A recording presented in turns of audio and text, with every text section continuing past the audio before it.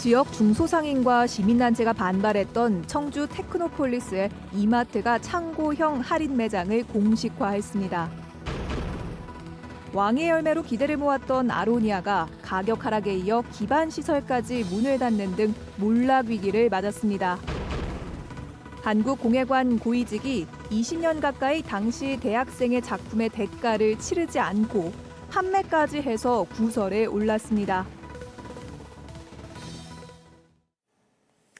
여러분 안녕하십니까? 계속해서 충북 지역 뉴스입니다. 아로니아 값이 폭락하면서 보조금 논란이 일었던 단양 아로니아 가공센터가 결국 문을 닫기로 했습니다. 올해 예산을 전액 삭감했던 단양군 의회가 추경 예산도 반영하지 않기로 하면서입니다. 김대웅 기자입니다.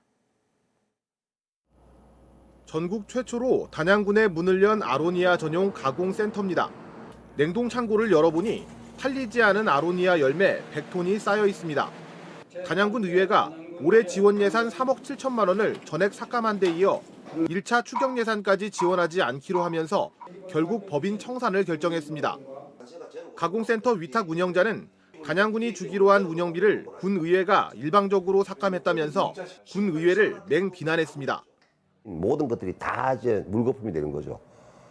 그래 돼버리면은 우리 단양 아로니아 그 조합원들한테는 엄청난 큰 피해가 있죠. 가공 제품도 이제 못 만들어 줄 거고. 단양군은 가공센터가 갑자기 문을 닫으면 아로니아를 수매하거나 가공하지 못해 농민 피해가 걱정이라는 의견. 제일 좋은 방법은 본인들이 수익금을 남겨서 잘 꾸려가면 좋은데 저기서 아직 가공센터가 없어지고 났을 때 어떤 파급 효과가 올지. 하지만 단양군 의회 생각은 다릅니다. 지난 6년간 운영비 45억 원을 지원했는데도 재고만 쌓여가 밑빠진 독에 물붓기라는 겁니다.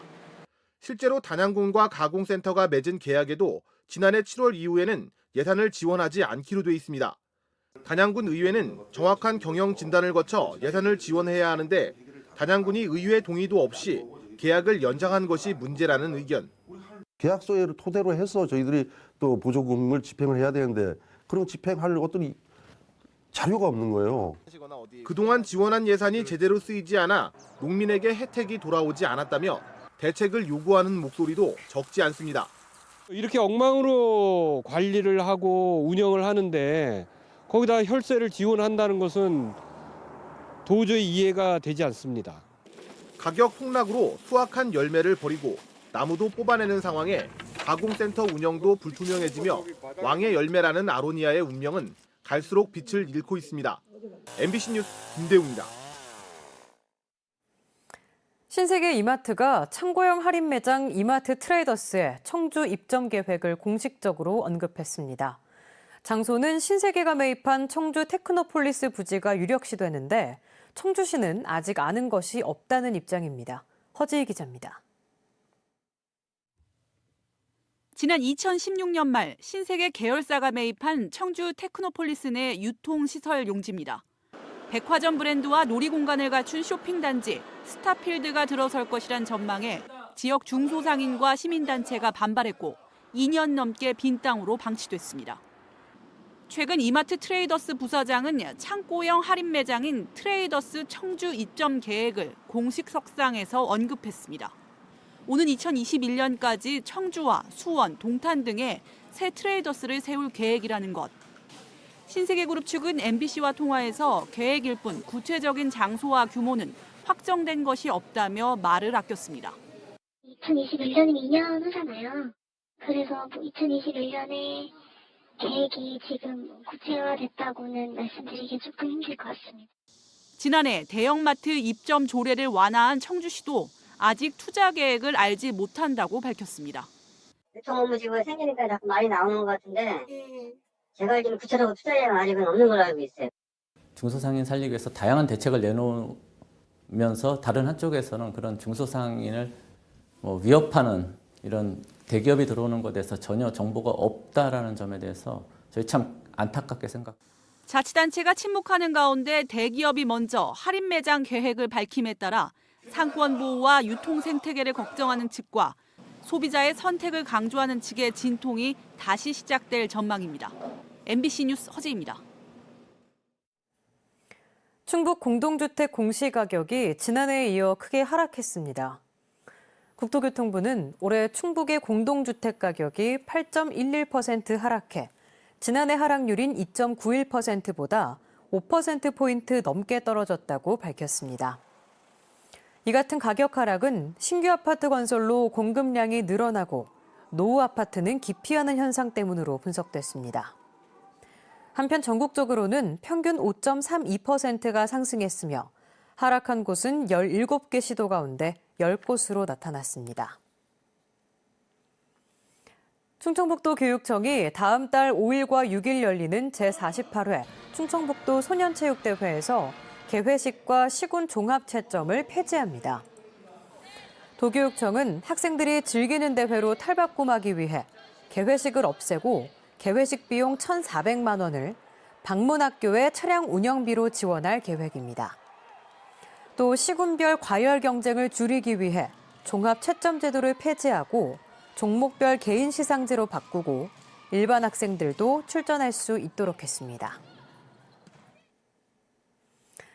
새학기가 시작된 요즘 일부 대학에서는 때 아닌 학생회장 선거가 펼쳐지고 있습니다. 학생들의 관심이 취업에 쏠리다 보니 학생 대표를 뽑는 학생회장 선거가 늦어진 건데요. 아예 후보가 없어서 선거를 치르지 못하고 있는 대학도 나오고 있습니다. 김영일 기자입니다. 충북대 총학생회 사무실입니다. 새학기를 맞아 한창 바쁠 시기지만 문은 굳게 닫혀 있고 불도 꺼져 있습니다.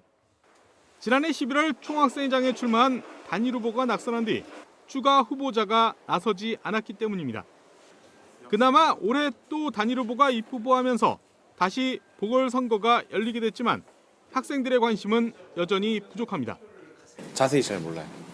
그냥 누가 나온지도 모르고 어디 사는지도 모르고 그냥 뽑아주세요 이 말만 듣다 보니까 정확하게 어떤 후보가 하나라는 건 아는데 무관심도 무관심이지만 계속되는 극심한 취업난이 학생회에 대한 관심을 더욱 떨어뜨리고 있습니다.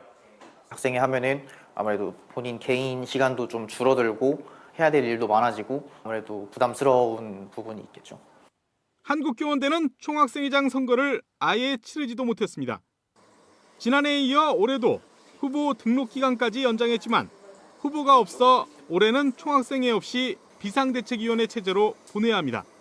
제가 총학생회를 했다라고 해가지고 뭐 임용 가산점이 붙는다거나 뭐 학내 부처와 이야기를 하고 하는 것들이 제가 교사가 되는데 크게 유의미하게 도움이 되는지는.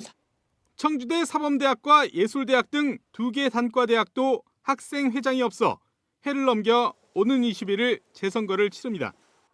한때 축제 분위기에 진행됐던 총학생회 선거. 학생들의 관심에서 점점 멀어지고 있습니다. MBC 뉴스 김영일입니다. 한 도예 전업작가가 18년 전 대학생 시절에 만들었던 작품을 전시관 직원에게 팔았는데 아직도 그 작품값을 받지 못하고 있습니다. 공예 육성을 목적으로 개관한 청주 공예관에서 일어난 일입니다. 조미애 기자가 취재했습니다. 청주에서 도자를 전공하고 지금은 경기도에서 전업작가로 활동하고 있는 조모 씨. 지난 2001년 대학 졸업전 때 청주시가 운영하는 한국공예관에서 찻사발 수십 점을 출품했습니다. 이 가운데 10여 점을 당시 공예관 큐레이터가 마음에 든다며 가져갔는데 18년째 작품값을 받지 못하고 있습니다. 몇 번 어필을 했죠. 정리를 해야 되지 않을까요? 네, 정리를 해야죠. 해서 그 신분을 믿고 거래를 해야 했었는데 그런데 조 씨는 찻사발 값을 정산하는 과정에서 이상한 점을 발견했습니다. 개인이 소장하겠다며 가져간 일부 찻사발이 공예관 상표와 가격표가 붙은 채 상품으로 둔갑해 있었습니다.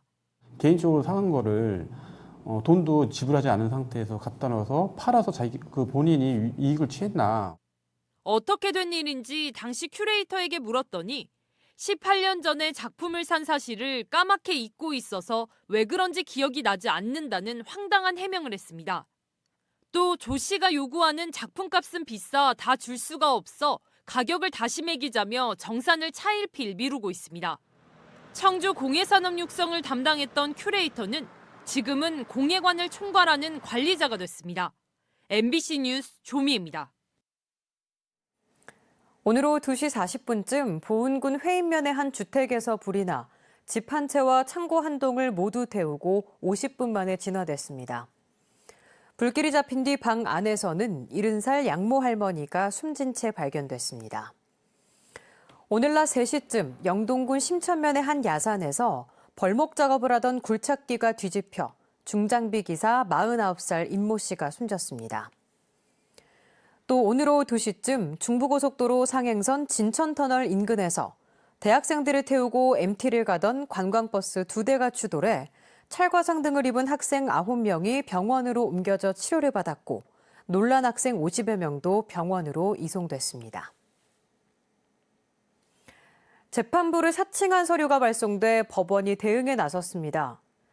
청주지방법원 충주지원은 지난 12일 재판부 명의로 된 가짜 서류가 피고에게 발송됐다는 것을 확인했다며 처리 방안을 검토 중이라고 밝혔습니다. 피고에게 배달된 서류는 사건 진행 상황 통고서로 실제 없는 서류지만 충주지원에서 사용하는 봉투에 담겨 배달된 것으로 알려졌습니다. 충주 산림조합 당선자가 선거 운동 과정에서 경력을 잘못 기재했지만 당선에 영향을 주지 않았다며 선관위가 고발하지 않기로 했습니다. 충청북도 선거관리위원회는 심재희 충주 산림조합장 당선자가 선거 공보와 벽보 등의 기호를 잘못 표기하고 자신의 경력 사항을 높여 적었지만 수정이나 철회가 힘든 상황이었다며 투표소에서 공표하도록 했다고 밝혔습니다. 또 고발할 사안에 해당하지 않았고 당선에 영향을 주지는 않았다고 설명했습니다. 심 당선자는 2위 후보와 146표 차를 보였습니다.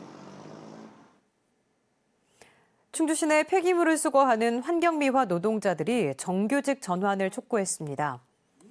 전국 공공운수 노동조합 충주지회는 폐기물 수거 운반이 민간 위탁으로 운영되면서 폐기물 반입량은 늘어나는 데 비해 노동자와 차량 증가량만 제자리 수준이라고 설명했습니다. 충북지역 뉴스였습니다. 고맙습니다.